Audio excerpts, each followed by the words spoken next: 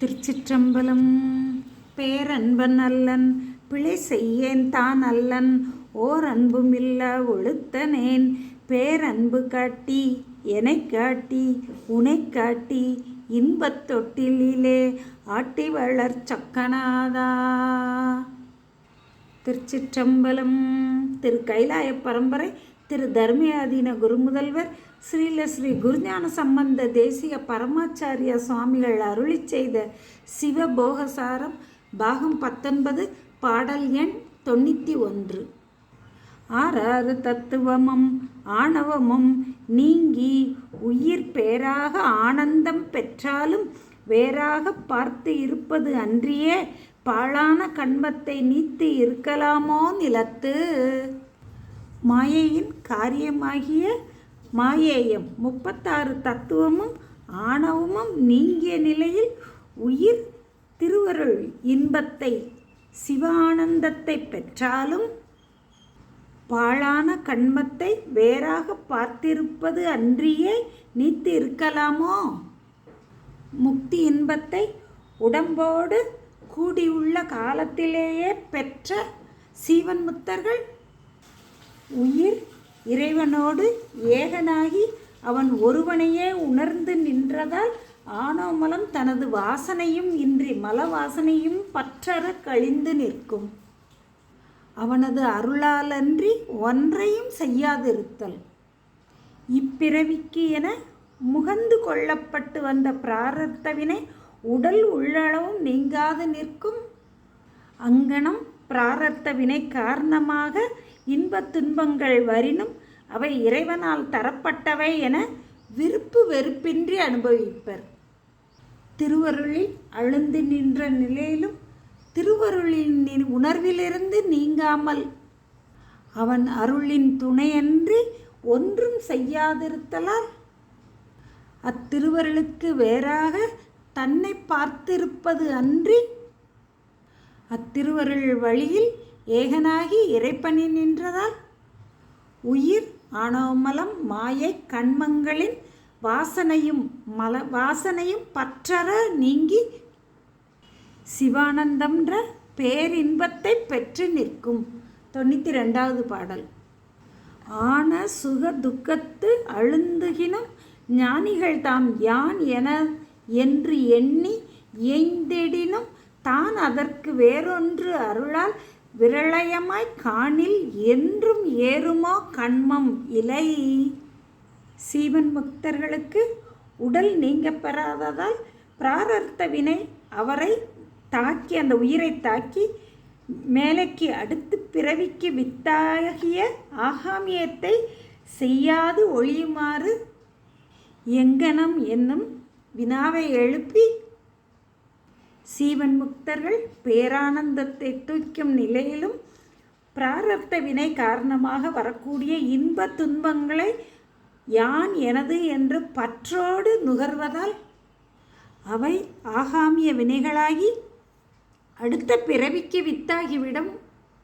அந்நிலையிலும் முதல்வன் திருவருளன்றி ஒன்றும் செய்ய இயலாமையை அறிந்து தனது சுதந்திரமின்மையை உணர்ந்து அவற்றில் அழுந்தாது நிற்பாராகில் அவை அவருக்கு மேலைக்கு ஆகாமியமாக ஏறாது நிற்கும்.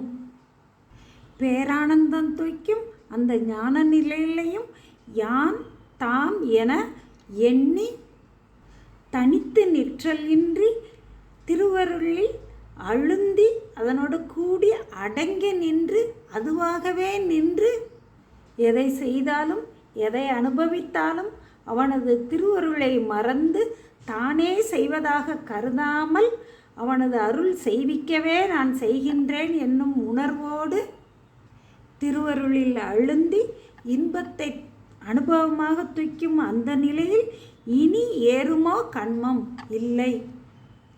93வது பாடல். சத்துருவும் மித்துருவும் தாரணியில் வேறில்லை சத்துருவும் மித்துருவும் தன் நெஞ்சே பெத்த மலம் விட்டும் படிக்கு வினைக்கு ஈடு உனை தனுவோடு ஆட்டும் சிவன் என்று அறி.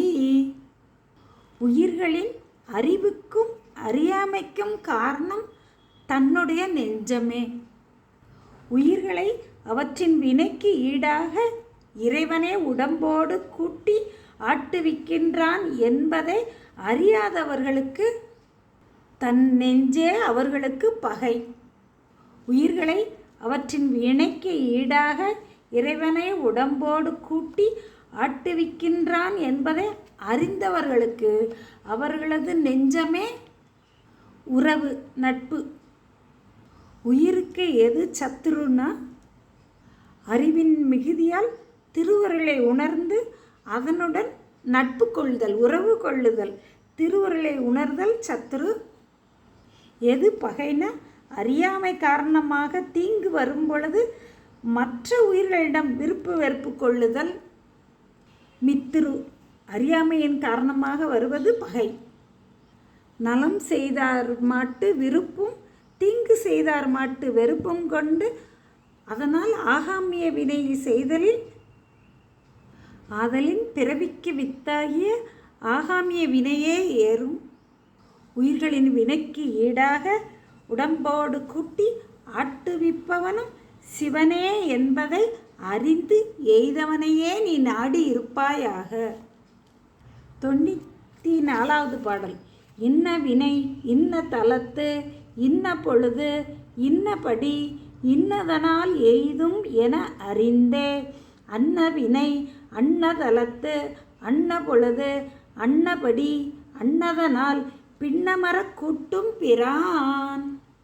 உயிர்கள் முன்பு பல பல பிறவிகளில் பல பல இடங்களில் பலதிறப்பட்டு பலவாறு செய்த வினைகளுள் இவ்வினை இவ்விடத்து இன்ன தலத்து இக்காலத்தில் இப்பயனை இந்த வாயில் வழியாக அனுபவிக்க வேண்டும் என்பதை அறிந்து அங்கனம் அறிந்தவாறே அதனை உயிர்களுக்கு இறைவனே குறைவின்றி கூட்டுவிக்கின்றான். ஆதலால் இவ்விடத்தில் செய்யப்பட்ட வினை, இந்த காலத்தில் செய்த வினை, இந்த வினையின் பயன் இது, இந்த வினை வரும் வாயில்கள் என உயிர்கள் தாமே அவ்வினையின் பயனிற்கு முதல் என்று கருதி மயங்குதல் வேண்டாம். எனவே உயிர்களுக்கு வினை பயனை பின்னமர கூட்டுபவன் உயிர்களின் தலைவனாகிய சிவபெரான் என்பதை நீ உணர்வாயாக. யாதொரு விருப்பு வெறுப்பும் இன்றி பிராரத்த வினையை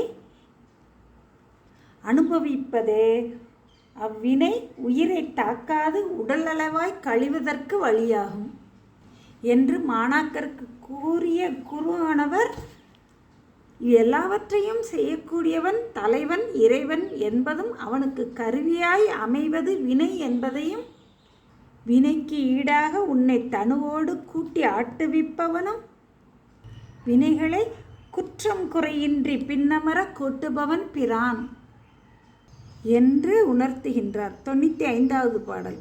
அன்றே அனாதி அமைத்தபடி அல்லாது ஒன்றும் இன்றே புதிதாய் இயையுமோ என்றும் சலியாது எற்றுவான் தன்னையே நோக்கி மெலியாது இருந்து விடு. என்றும் சலியாது ஏற்றுவான் தன்னையே நோக்கி ஏங்கி இழையாது நிற்பாயாக என்று நெஞ்சிக்கு அறிவுறுத்துகின்றார். அன்றே அனாதியான முதல் பொருள் உயிர்களுக்கு உடம்பை படைத்து கொடுத்து மாயையிலிருந்து தனு கரண புவன போகங்களை படைத்து கொடுத்து அன்றே அவற்றை உயிர்களோடு கூட்டியவன். அவன் அமைத்தபடி அல்லாது வேறு ஒன்றையும் இந்த உயிர்களுக்கு புதிதாய் ஒன்றை ஏய்ந்து கூட்டுவாரும் இல்லை. உயிர்கள் மட்டும் உள்ள கருணையால் உயிர்களெல்லாம் துன்பம் நீங்கி இன்பம் தொய்க்கணும்னு வைத்த பெரும் கருணையால் அவற்றிற்கு தேவையானவற்றையெல்லாம் எஞ்சான்றும் கூட்டி ஐந்தொழில்களையும் வெறுப்பின்றி சலியாது செய்யக்கூடிய அவனது அருள் செயலை தன்னையே நோக்கி கண்டுகொண்டு இருப்பாயாக. அவனுடைய திருவருளையே கண்ணாக கண்டு ஏங்கி இழையாது இருப்பாயாக. அவன் சலியாது நின்று செய்யும் செயலை குறைக்கணும்னா உயிர்கள் கண்மம் செய்யாது, விருப்பு வெறுப்பின்றி ஒரு செயலை செய்யாது திருவருளையே நோக்கிய வண்ணம் அதில் அழுந்தி அடங்கி நின்று இன்பம் தொய்ப்பாயாக. இன்று புதியதாய் செய்த வினை இன்று கூடுமானா கூடாது, முன்பு செய்த வினைக்கு ஏற்ப உடம்பையும் போகப் பொருட்களையும் படைத்து கூட்டி அவன் கருணையால் செய்யும் செயல்களை திருவருளையே நோக்கி நின்று கண்டு கொண்டு ஏங்கி இழையாது இருப்பாயாக. திருச்சிற்றம்பலம்.